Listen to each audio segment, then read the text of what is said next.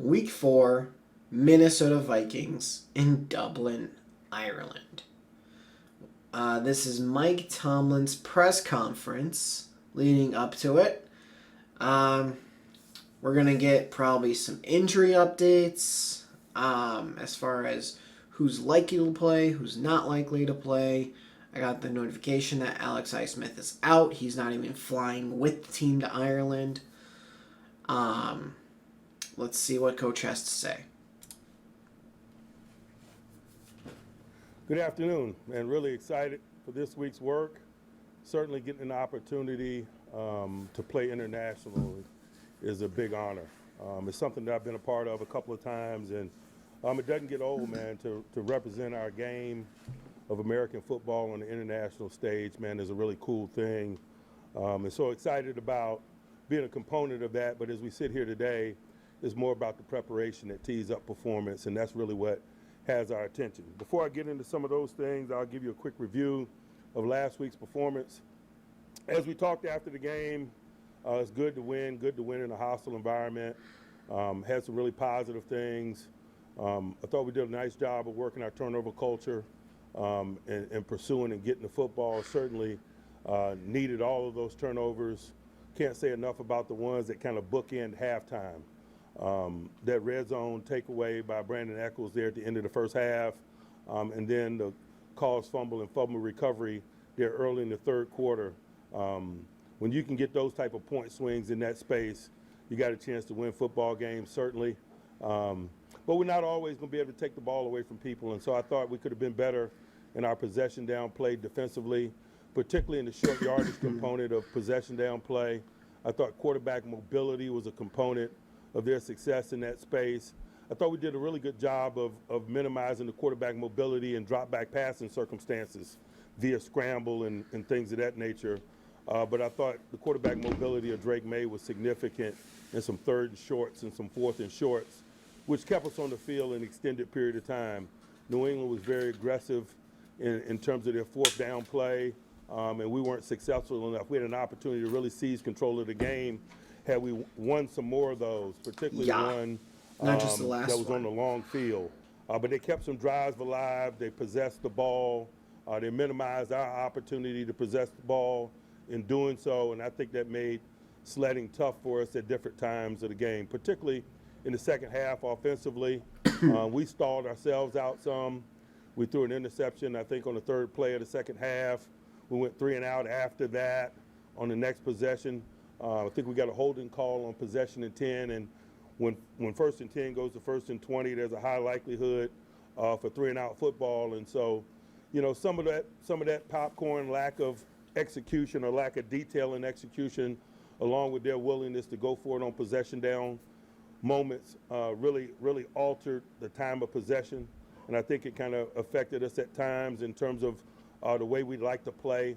I thought we initially were running the ball very well at the early stages of the game, for example. I thought we had a tough time regaining our rhythm because of some of the sequences and things that I mentioned just a second ago.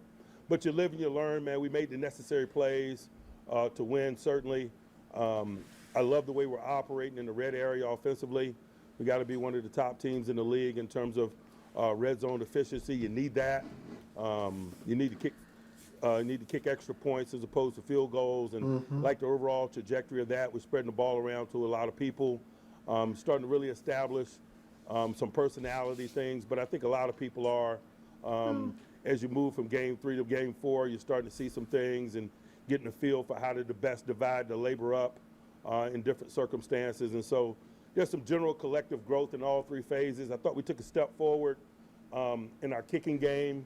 Our kickoff team in particular, I thought, was better than it has been. We were consistently making stops inside the 30 and, you know, making them play on a longer field and winning the battle of real estate in that space. And we get some play from some young people. I'd be remiss if I didn't mention Jack Sawyer, a guy that hadn't played a lot of special teams prior to the National Football League. He was a defensive end, if you will, at Ohio State. And I think he had 3 tackles in special teams last week. And so we're getting some collective growth. We're getting some individual growth, such as life this time of year. It's good to do so and win at the same time. And so certainly we hope to continue to do that this week. From a health perspective, just giving you an update on some guys. You can characterize Alex Highsmith is out this week with his ankle. Okay. Deshaun Elliott and Joey Porter certainly have a chance. Okay. I just saw Deshaun working out just a few minutes ago. We'll work those guys this week and let the amount of their participation and the quality of their participation be our guide in terms of their participation in game, but also the amount of participation. We were in a similar situation last week with Derek Harmon, for example. He was deemed healthy enough to play. We got him in uniform, but we were certainly cognizant of the number of snaps that he played. Health and football readiness and conditioning at times can be different things, and so we'll watch those guys close and make appropriate decisions at the latter part of the week. We had some bumps and bruises associated with play that might limit a few people at the early portions of the week, but certainly probably doesn't make their availability a question mark. For example, Slay was in and out of the game a few times with a leg contusion. It may slow him at the early portions of the week, but certainly expect him to be available for us as we push forward toward game time. Now on to the Vikings. Start first with the Viking offense. I think they've already made the announcement that Carson Wentz is their starting quarterback this week, and that certainly has our attention. He's a Grizzly veteran. Oftentimes, particularly when you have a young, inexperienced quarterback, there's some big-time benefits of playing with a vet backup. The veteran guy oftentimes does the intangible components of the job very well. They communicate and articulate the schematics and the plan to others. They uplift guys and get people lined up. They oftentimes are able to carry more schematic responsibility and so forth at the line of scrimmage. And so I don't necessarily view it as a negative thing for the Minnesota Vikings, at least in the short term, that Carson is playing for them. We were in a similar situation a year ago. We were playing in Indianapolis, man, and I commented to the guys that, keep Richardson upright. Don't put Flacco in the game. And, Flacco ended up in the game. And I think that's oftentimes some of the things that you can run into when you run into a veteran guy, at least from a short-term perspective. And so we got a lot of respect for Carson and his journey, his experience, and what he's capable of providing his team this week. We're preparing with that understanding and that edge. He certainly has a full repertoire of targets available to him. The return of Jordan Addison, I think, is significant. Watched him a lot when he was in Pittsburgh. He is a talented receiver. He's capable of taking the top off the coverage. He has very good body control and hand-eye coordination and fine motor skills. He's good after the catch. Certainly, Jefferson is a man to be reckoned with. Good 50-50 ball guy, tough, good after the catch as well. TJ at tight end is a challenge. And so, Carson has a nice arsenal of people to throw the ball to. Jones, their running back, is down, but they have Mason. Mason is a guy that distinguished himself in the league last year in San Fran, playing in place of McCaffrey. He's a downhill runner. His power always falls in the right direction. He had a really good game last week, and so, there's a lot of things that have our attention. The return of their left tackle is a major component, not only of their run game, but also protecting Carson's blind side. And so we got a lot to be concerned about and prepare for on that side of the ball. On the defensive side of the ball, certainly highly familiar with Coach Flores and his schematic approach to football, but it certainly doesn't make the preparation process or the playing against it any less difficult. He's very multiple in his schemes and thoughtful. He attacks protections from a passing game perspective and does so very well. He plays in an aggressive up posture, structured defensively. It doesn't always mean that he blitzes a lot. Sometimes he can fall out of that into a variety of bogus zones. More than anything, man, he carries a big menu. He challenges you individually and collectively from a football intellect perspective. I think the veteran-laden secondary really allows a lot of those things to happen. I think the return of Harrison Smith is significant on the back end, tying all of those things together. We got a nice veteran group at corner. Rogers had a big game last week, and certainly Murphy's been around. And so I think when you got veterans like that, it allows you to carry a big menu and do some of the things that they do pre-snap from a look perspective that really is challenging to protection schemes. Up front, Javon Hargraves, the acquisition of Javon is significant in terms of their rush. We know him. Javon has been a significant player at every stop. He's good against the run. He's good against the pass. Got to talk about their edge people. That edge tandem is really impressive. Make a lot of splash plays, very versatile. They rush versus tackles. They drop in a myriad of schemes that Coach Flores deploys. And so we got a lot to get prepared for there.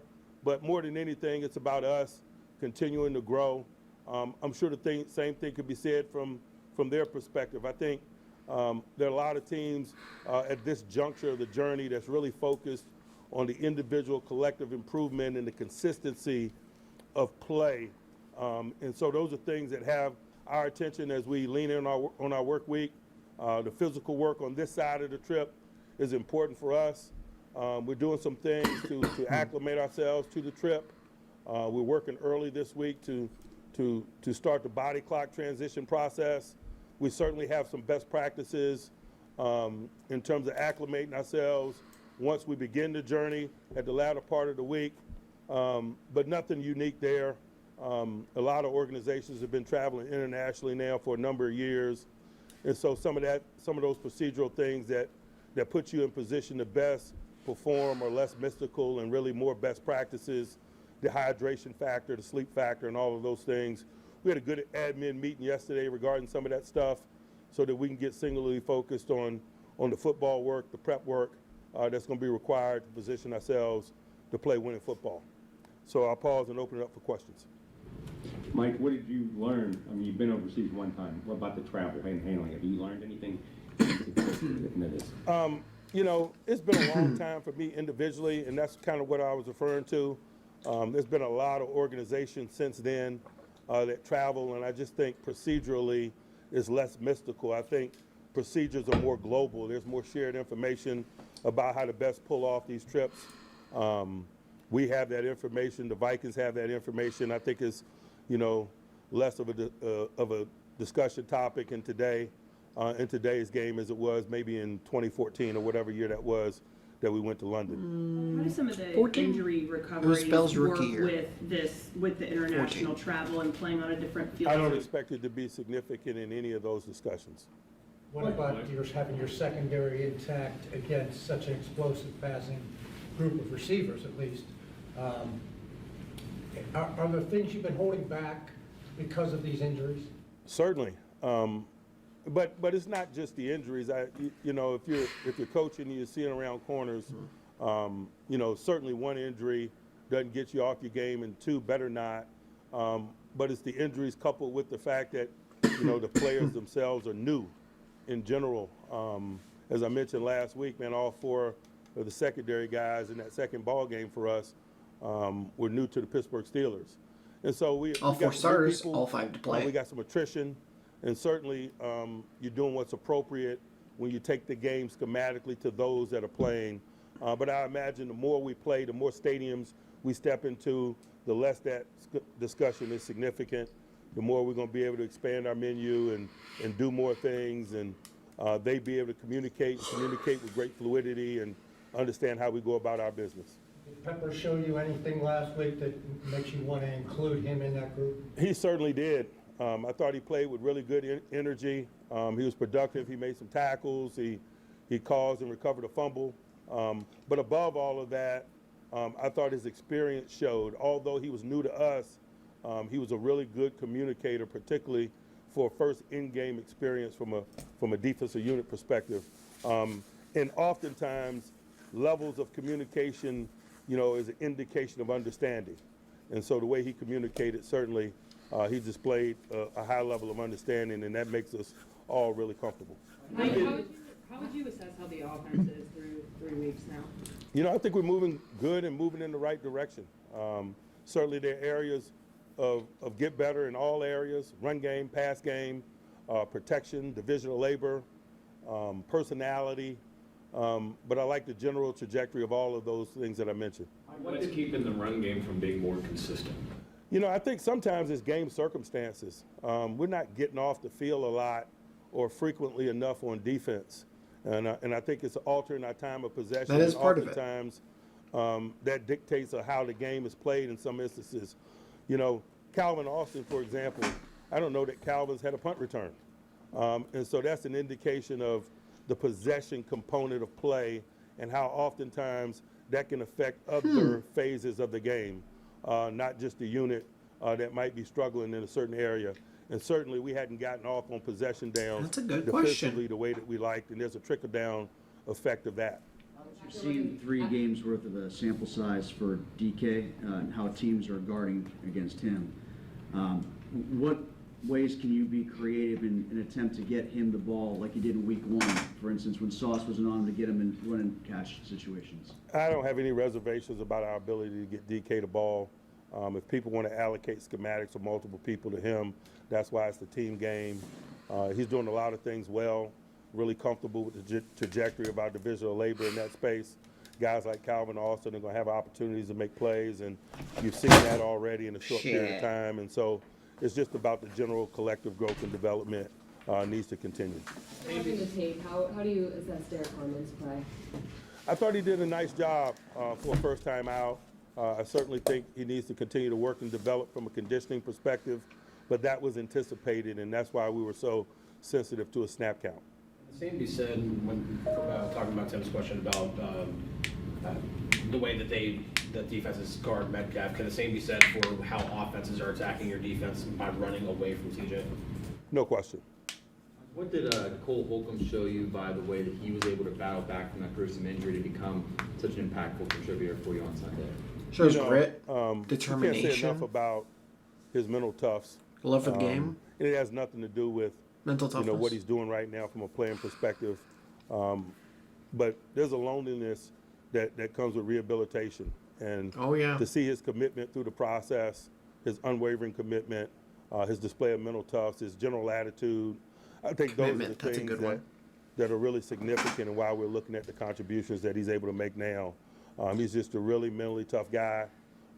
He's got an awesome relationship with football. He appreciates what others might view as drudgery. He enjoys, and I think that helps him in a big way. What does he add in terms of just the run defense when he is out there? He's a downhill thumper. Like I know you said you've done these international trips before, a lot of the guys have, some of them haven't. How do you kind of instill in them how to balance a unique experience like this with it still being a business trip? Yeah. I don't necessarily view it as a balance. This is a business trip. Mike, what do you point to for the reasons for the improvement in the red zone offense this year? You know, I think it's year 2 systematically. Oh, yeah, we're really good with our red Obviously, zone Aaron offense. being the veteran that he is, is 87.5%. an asset there. We have Number some 2 in the new league. unique tools, if you will. DK is a matchup issue in one-on-one circumstances. You've already seen evidence of that. John was a guy we like to get the ball to, et cetera. I just think that it's year 2 of the system, and we got some new tools at our disposal that have assets or some experience in some of those spaces. With Troy Fautano last week, we talked about the run game. He said that a lot of the time it feels like they're one block away from getting runs, to explode a little more frequently. Do you see something similar in assessing the run? I expressed that last week when I described it as popcorn, a block here, a block there. That is often the case. It's never gross negligence, particularly at this level of play. What does he What say? we're talking about when we're talking about the difference between Fine line success and between failure is minutia. stopping Minor grapes and things, making but- wine. But that's what makes this game so competitive at this level. Mike, after the game, Between a Aaron Pro Rodgers Bowler said he and- didn't play well. Just how through these first 3 games is he And what you practice squad? expected coming into this He season? certainly has been, and not only in has terms some of saying. his play, but in terms of his relationship with the game, how he interacts with teammates, how he loves the preparation process. All of those Popcorn. things have been double thumbs up, and so it's reasonable to expect the in-stadium performance to mirror that. And so he may be disappointed with how he played last week, but we got an opportunity this week to do something about it.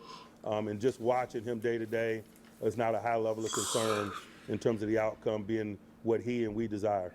How much does having him in the huddle help out with the improved red zone deep offense? As I mentioned, he's a component of it. He's played a lot of football. What's the key to try to minimize some of the different looks you're going to get from Flores and avoid confusion from that? I think a key component of it is staying on schedule. When he gets you behind the sticks, oftentimes he'll play second down like third down, second and long. And so being in second manageable is a major component of that. You were asked earlier if the secondary issues are perhaps limiting some of the things or making you hold back some of the things that you could do on defense. Are you at all being forced to hold back some things you might be able to do on offense because of some of the pass protection concerns? No.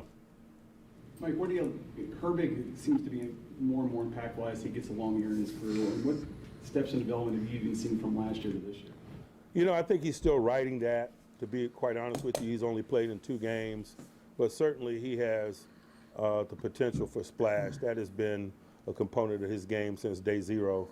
You know, he's good in passing circumstances. He has a feel for the game. He's ball aware. And so I don't believe any of us are surprised by his ability to produce sack fumbles or come up with the football. He's done that since day 0 that he got here. He's not the biggest guy in the world. I mean, TJ and Alex are both much larger frame guys. What makes him successful? You know, I think that's probably why we got him in round 4. He doesn't necessarily look like an outside linebacker, but he has an outside linebacker's game and he plays like one. And I think that's why you're able to get people sometimes a little bit later in the draft than maybe their tape would indicate, because they don't fit the quote unquote cookie cutter component of it. We've never had any reservations about his game or what he's capable of. His stature is his stature. Mike, you mentioned the need to improve in short yardage defense. What can you do? Quarterback mobility being a component of it, man. Oftentimes you got to be willing to take the guy out of the middle of the field and play 11-on-11 football. We were less willing to do it a week ago. I've been in a lot of stadiums with Josh McDaniels, man. He's willing to play beyond the sticks in short yardage, and so it made it more problematic to minimize the mobility of Drake May without, you know, being willing to do that. But those are the decisions that you make week in and week out, down in and down out, not only based on the talents of the people that you play, but the play callers as well. And certainly we've been in a lot of situations in stadiums against Josh, and so that was a component of the decision making. Mike, and you used to work with Brian Flores well here, and now he's obviously had success as a coordinator in Minnesota. What about him, just that you've learned, tells you that he could be a head coach again in this league? You know, I thought he did a successful job of it the first time around, to be quite honest with you. In Miami. His willingness to learn is a really attractive component of Coach Flores. We had some awesome discussions during our time together. He certainly has opinions, schematic opinions, strategic opinions, personnel opinions, but his openness to differing thoughts or viewpoints, I think, is a weapon for him as a coach. And so I think that's why you see them do a wide variety of things schematically. I think it first starts with an attitude or an openness to new things or to learning and discovery. You mentioned a lot of Jordan Addison's personal attributes earlier. With him being injected into the lineup, do you see like their passing game concepts changing at all with how they sprinkle him in? Is that? I hadn't seen a lot of significant differences in their concepts between their first 3 games and what, say, they were maybe doing a year ago. So I don't know that changes, but certainly the Jimmys and Joes component of it is a factor. I imagine that they're going to be glad to have him back. What did you see from Aquale, and do you think that he's kind of earning more opportunities on that D-line? He is, but oftentimes the rep totality has a lot to do with opportunity. We weren't getting off on third down. We ended up playing a lot of snaps, and so you can view it as an uptick in someone's participation. If we're getting off on third down, there might be less snaps, and you might be asking me why we're not playing them. And so, you know, I'd much rather you ask me that. My interest is getting off on possession downs. But is he someone that is part of that mix that? Certainly, he's been in uniform every game. Again, oftentimes his level of participation has been dictated at times by the snap totality. I know this is a business trip for you, obviously, but what are you most looking forward to about this game coming up in Dublin? Man, I think a lot about the late Ambassador Rooney, man, and how fired up he would be about this trip and how Yeah. important the development of this trip was for him. And so I've been thinking a lot about it. I'm sure I'll be thinking a lot about it this week. And I certainly will be thinking a lot about him when we're there. For Dan. Man, you talk about a guy that certainly had a lot of passion for Ireland and obviously the Steelers and, you know, serving as ambassador to Ireland. I'm sure he's going to be smiling down at us this weekend. Like when you play a defense that is going to throw so many different schematics at you, what's the benefit of having a veteran quarterback like Aaron Rodgers who can make changes at the line of scrimmage? You know, it's an asset to you if you make it one, but I don't want to make too much out of it. You know, they played the Jets last year, man. They got after the Jets pretty good. And you know, I think Aaron had 20 years of experience then. So we got some work ahead of us this week. Mike, does the organization do anything to educate the younger players about Mr. Rooney? I don't know if it comes up. I mean, obviously, it's been a while since he's passed, and most of those guys that were here. All the some time, years. and it doesn't take a trip like this I think for those conversations years? to happen. You know, those of us that knew him, man, certainly educate the younger player, the new Steeler, Passed not necessarily around the the young time player, but TJ just the was new drafted. Steeler. Maybe a little before, maybe a little about after. his mode of operation, how he cared about this football team, and what he thought this football team meant, not only to the National Football League, but our fans, this community, the responsibility that comes with being a Steeler. The education is continual. Like, what have been some of the issues on 3rd and 7 plus? I think Patriots converted 3 of those, and it was an issue too in the first 2 weeks as well. You know, they had a really good plan. As I mentioned earlier, in a myriad of ways, it was somewhat limited with some of our schematics due to obvious circumstances. I expect us to continually work and get better in some of those spaces. Anyone else? All right. Great. Thanks, guys. Thank God. Okay. So I said this in the beginning. Alex is out. Coach T says it here. Deshaun Elliott and Joey Porter Jr., they are questionable. We'll see what happens. I think they were limited both Wednesday, Thursday. Slay seems to be okay. He had a leg contusion, I think he said. Broderick as well, but both came back into the game. Carson Wentz is going to be the starter with J.J. McCarthy out. You almost, based on what happened last week versus Cincy, you almost want to play J.J. McCarthy instead of Carson. But we will play with the hand we're dealt. Jordan Addison is making his return after serving his 3-game suspension for his incident with was it drunk driving? I know he was found asleep in his car and might have been drunk. I'm a little fuzzy on the details, but I think it was drunk driving.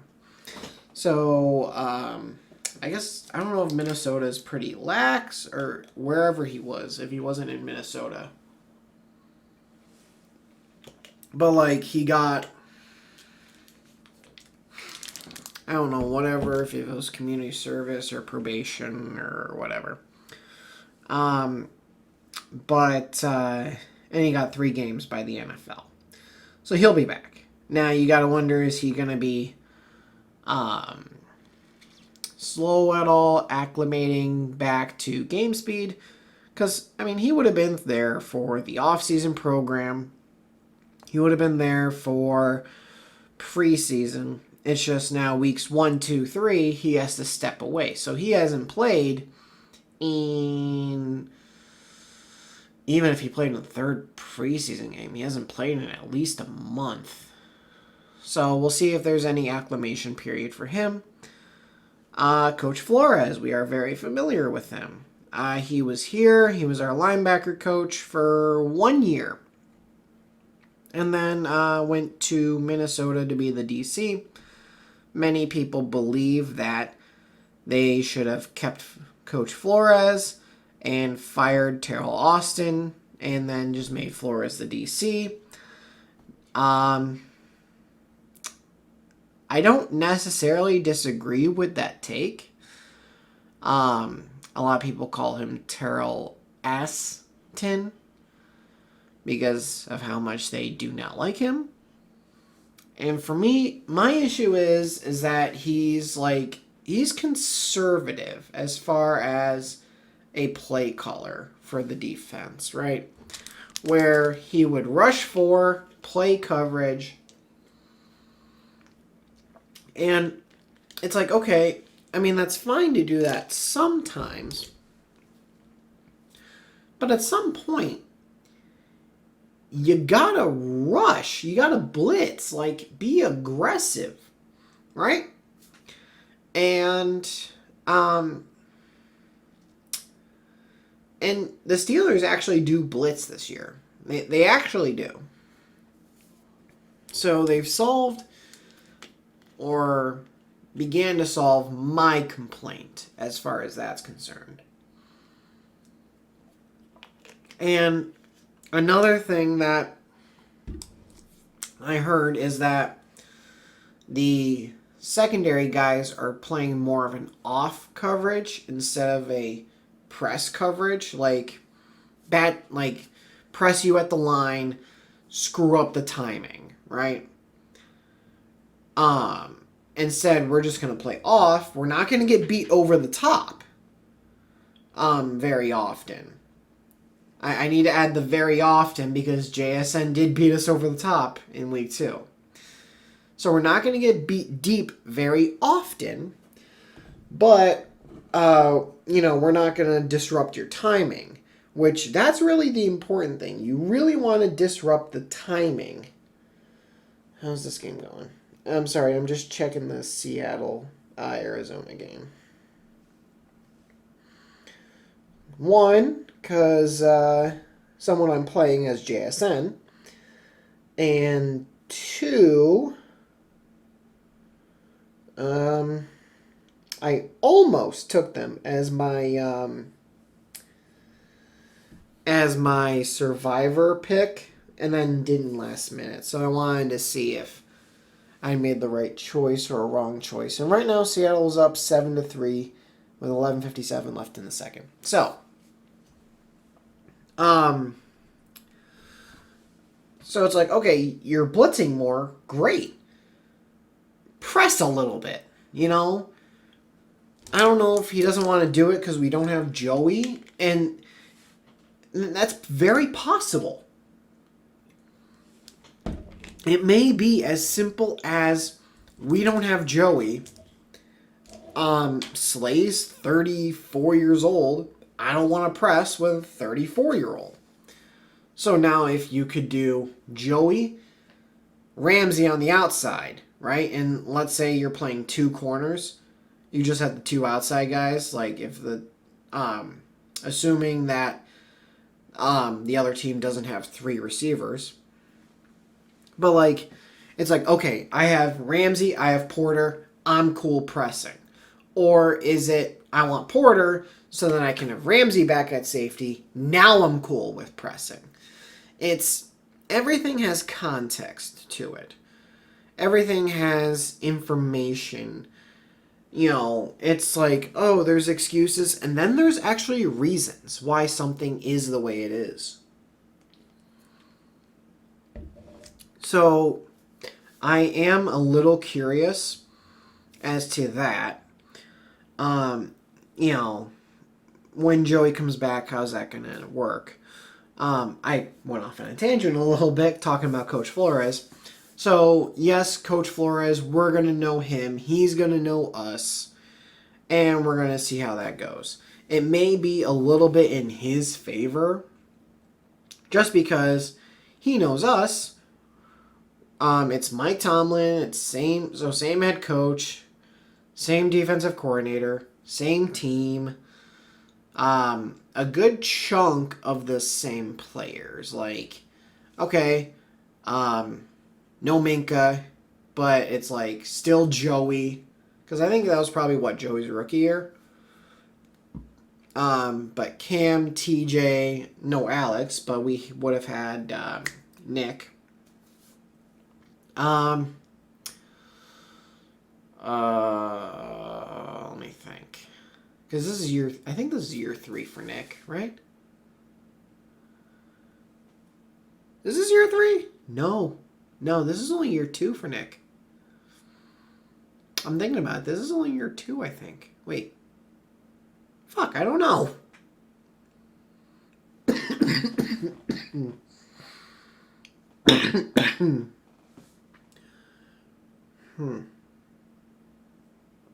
I know we definitely didn't have Patrick. Yeah, there's some of the same guys on defense. But it's like same team, same head coach, same DC. So we'll see how that goes. Whereas, yeah, it's him, but it's Minnesota. Now, Aaron played them last year, so he has that little bit of experience against Coach Flores being the DC for them. Javon Hargrave. He left San Fran, I think it was. No, Philly. No, San Fran. Fuck. Pittsburgh, Philly. He went to San Fran for a year, right? And then Minnesota.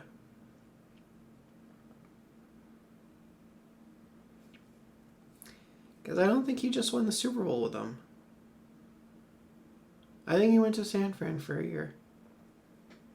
That sounds right. San Fran for a year. And then Minnesota. Anyway, but it is going to be good to see Hargrave again. Hopefully he does not have a great game against us. And then Coach did bring up how they're starting to do things to acclimate already for Ireland. And they're talking about, okay, what can we do now? What are we going to do when we're there? Like, they're planning shit out. And I guess they wanted to leave early, and the NFL told them no. In years past, it's been up to the NFL teams to be like, this is when we're leaving. So the Steelers, in theory, could have just bolted from New England and went straight to Ireland, right? If that's what they so chose. Or they decide, we're going to head over, Friday. You know, we're leaving Friday morning, and we're going to land there. Let's see, if they're 5 hours ahead of us, it's probably like, if I had to guess, maybe an 8-hour flight. I'm just trying to think of the times I've flown across the Atlantic, and I'm like, so I'm just thinking about it, like, so let's say 5 hours ahead, and let's just say, hell, an 8-hour flight, that's 13 hours. So if you were to leave at 8 a.m., you would get there at 9 p.m. Ireland time. So you go to bed. So you get there Friday night, right? And then, so if you get there Friday night, then you would get Saturday to do like a walkthrough or something, and then and maybe some additional prep, and then you'd go play the game on Sunday. Anyway, but they wanted to leave early. The NFL said no, you guys are leaving at the same day. That's new this year.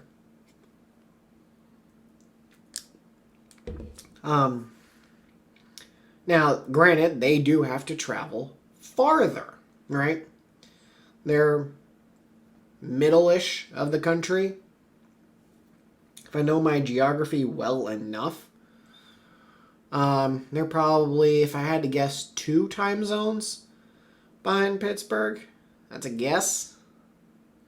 I could absolutely be wrong. but I'm just going to guess 2 time zones.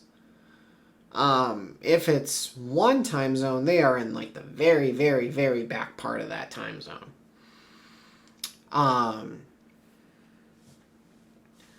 The time zones I don't know as well as my geography.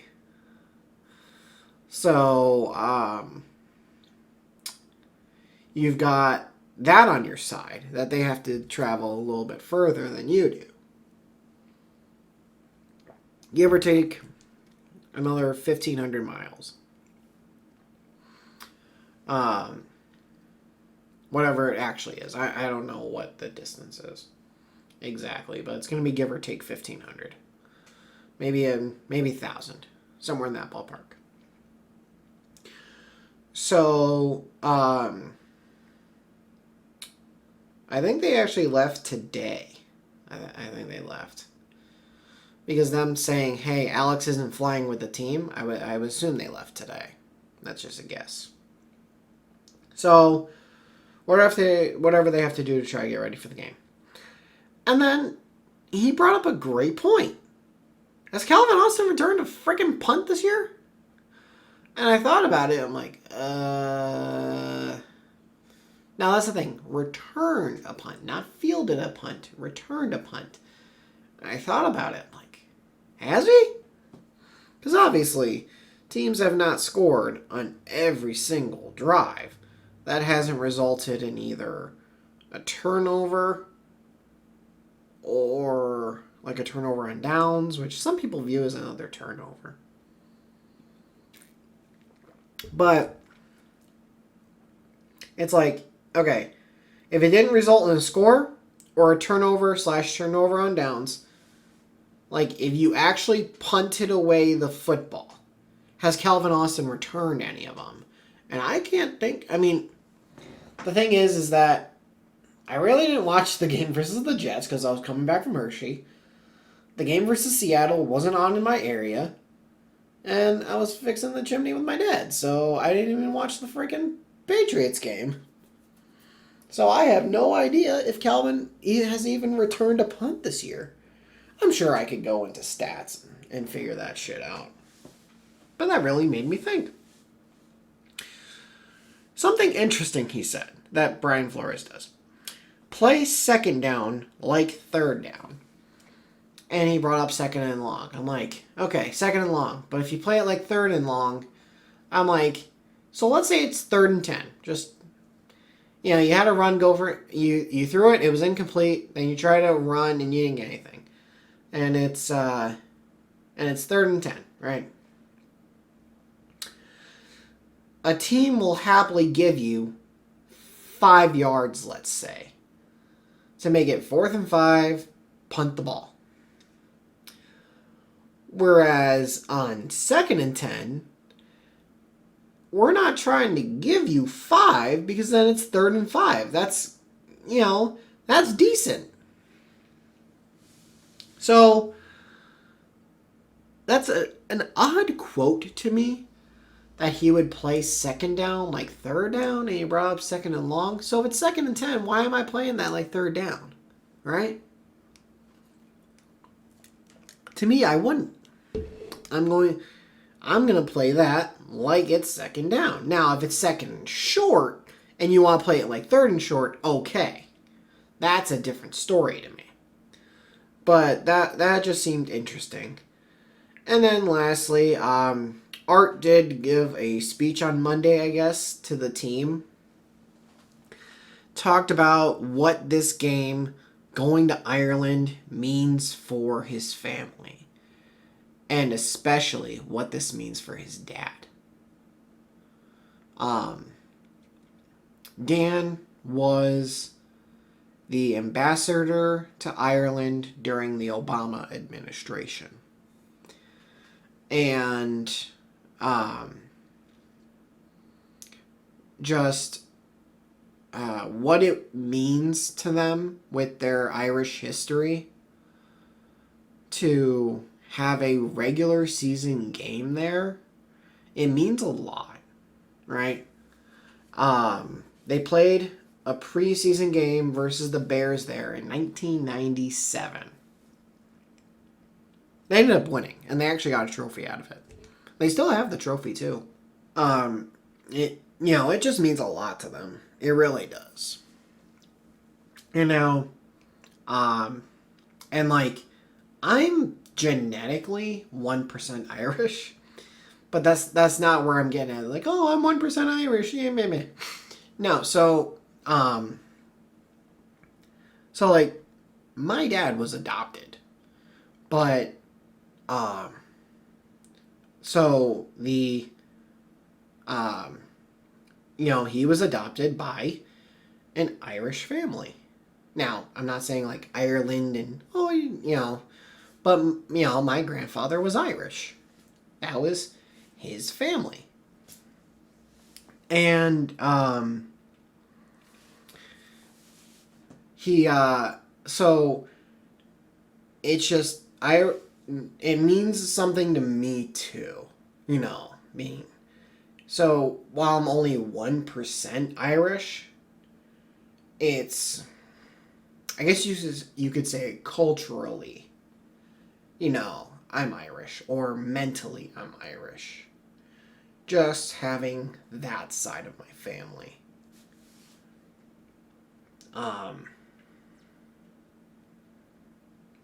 So this really does, mean something. And I've seen some of like the videos that are online. I saw Max Starks do his Terrible Towel tour, and God, some of those videos of Ireland, God, it's so beautiful. It really is. So let's go Steelers. That's all I gotta say. And granted, I'm not even gonna be able to watch the beginning of this game. It's at 9:30 in the morning, and church starts at 9:30, so I'm gonna miss the beginning of it. But I'll catch as much as I can. If you guys did enjoy this, please do leave a like. And if you're new to the channel, hit that subscribe button, turn notifications on. I'll see all you guys in the next video. Thanks for watching.